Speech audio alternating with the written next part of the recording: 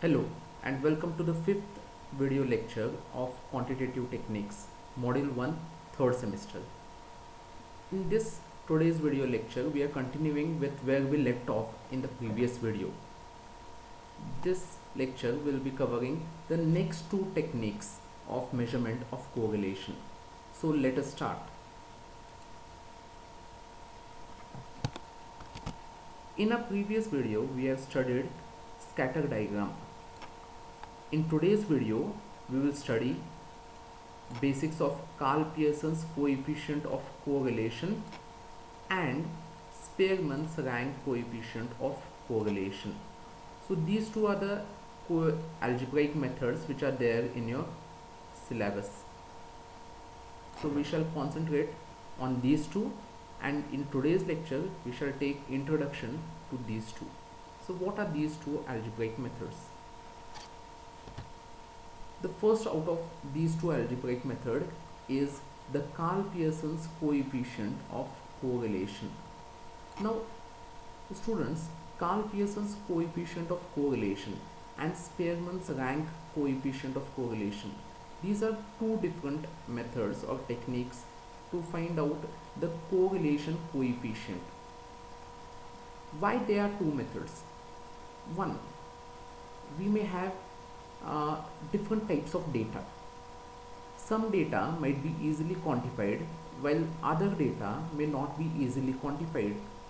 So data, for instance, weight of a student, height of the students, age of the students, or maybe marks obtained by students. So all these data which we are collecting are quantified. So they are quantitative in nature, and here we get the actual values. Such kind of data, when they are presented, it is better that we go for Karl Pearson's coefficient of correlation.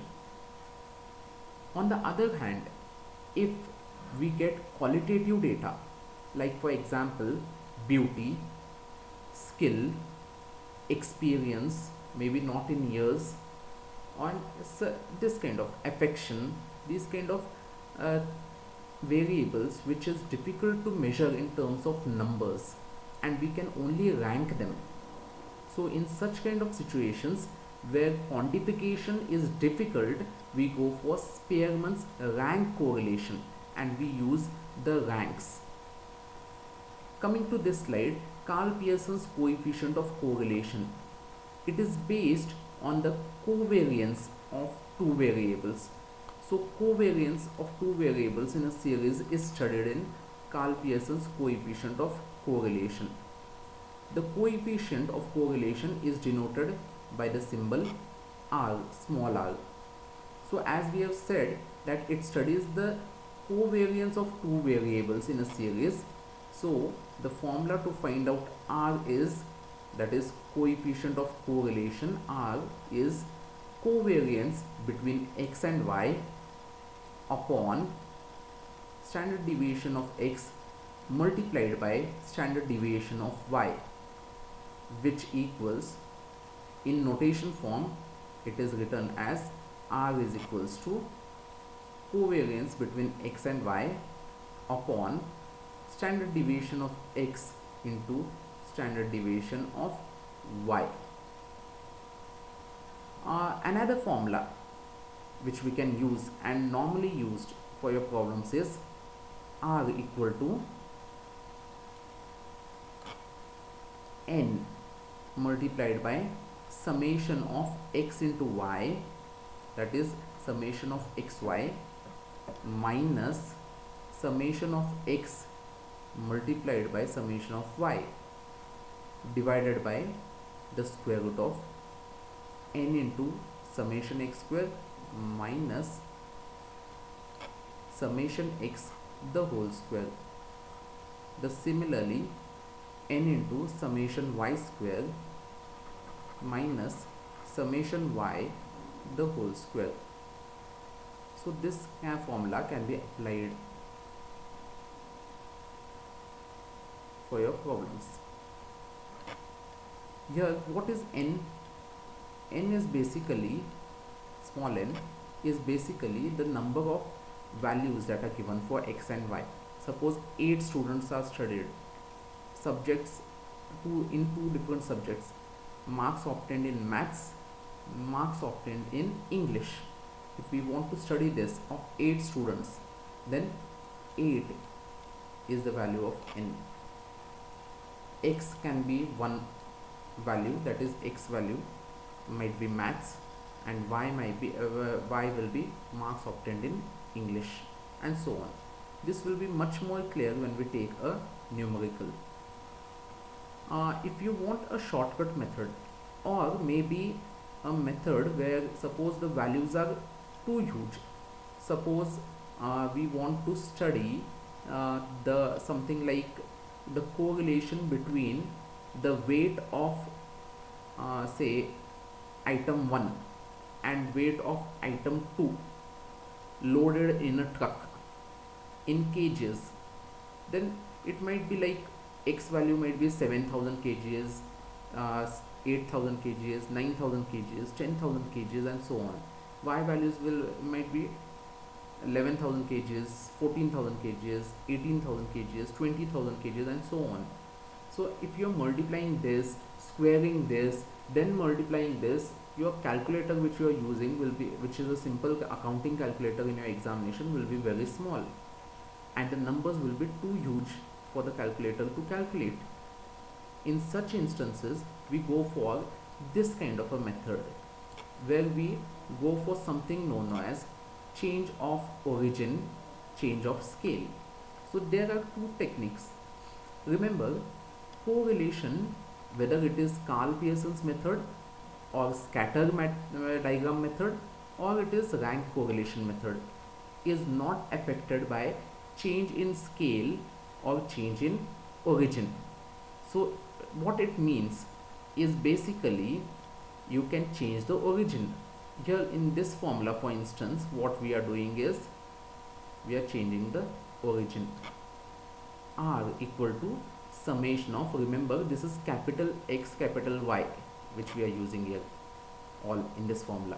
So capital X, so R equal to summation of capital XY divided by square root of summation x square into summation y square, all being capital.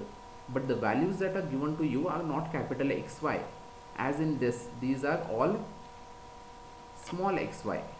Here in this previous formula we have seen small xy, whereas here we see capital XY. So what is this capital X and capital Y? Where capital X is equals to x minus x bar, that is mean of x. This is mean of x. And capital Y is equals to y minus y bar, that is mean of y. Don't worry if you are not understanding this, it will be much more clear when you are solving the problems. So these are the two main formulas that you are going to use when solving the problems, and this also can come in some instances. We shall take one problem on this type also. So I hope you are clear about Karl Pearson's coefficient of correlation. Now let us move towards the next type or next technique, that is Spearman's rank correlation method. As I've said, whenever quantification of data is easy, we go for Karl Pearson's coefficient of correlation. But when quantification of data or quantification of variables becomes difficult, such as beauty, leadership ability, knowledge of a person, we cannot measure it in terms of numbers. We cannot say that he is 5 out of 10 for beauty, 10 out, the attributes are little different. The quantification of these variables is difficult. Then in this method what we do is instead we give ranks. So hence it is known as rank correlation, and that is why we use Spearman's rank correlation method. In this method, ranks are allotted to each element or variable either in ascending order or descending order. Remember this can happen either in ascending order and descending order without changing your final answers. So you can either go for ascending or descending order.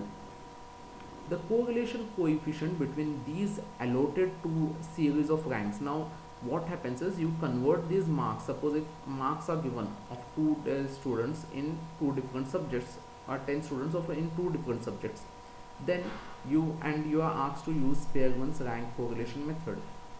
Then these marks are first to be converted into ranks, and then you have to use these ranks in the formulas given to you.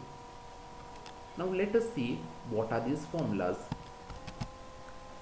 As we have seen the formula to find out Karl Pearson's coefficient of correlation, the same formula I have written it down here, and similarly the other formulas also I have written it down. You can see. So what is this formula for Spearman's rank correlation? The formula to find out Spearman's rank correlation is rho. It is measured in rho, capital R, is equal to 1 minus into bracket 6 multiplied by summation d square upon n cube minus n, bracket complete. Remember, this 1 is here separate outside this bracket. First you have to simplify this and find out what is the value of this bracket, and then 1 minus the answer of this bracket. Now this is where a simple ranks are given, that is each student gets one rank and there is no tie between them. But before that, let us understand what is this notation D. D stands for deviation between ranks. You will understand it is equal to the difference between the ranks R1 minus R2, and n is the number of students being studied. If this method we are using when there are no ties, but what will happen if ties come or ties occur? If ties exist in ranks, then we use rho equal to 1 minus 6 multiplied by summation d square. Similar formula it is here 1, here we have 1, here we have 1, minus into bracket 6 multiplied by something. So this needs some correction because there will be some ties. So what will come here instead? Bracket summation d square plus cf1 plus cf2 plus cf3 and so on.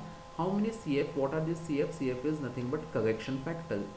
Correction factor is basically how many places you have ties. If you have ties for at two different places, you have cf1 and cf2. If you have ties at three different places, cf1, cf2, cf3 will come. If you have ties at 5 different places, then cf1, cf2, cf3, cf4 and cf5 will come. And if you do not have any tie, then this formula you are using. If there is no tie, then you are using this formula. If you have ties, then you are using this formula. And how many cfs you are going to use? It depends upon how many ties exist. If 2 ties are there, cf1 and cf2 only, and remaining all are same. So these are the formulas that we are going to use. So now we shall take the problems on Karl Pearson's coefficient of correlation and Spearman's rank correlation in our coming lecture. With this, we end today's lecture. Thank you.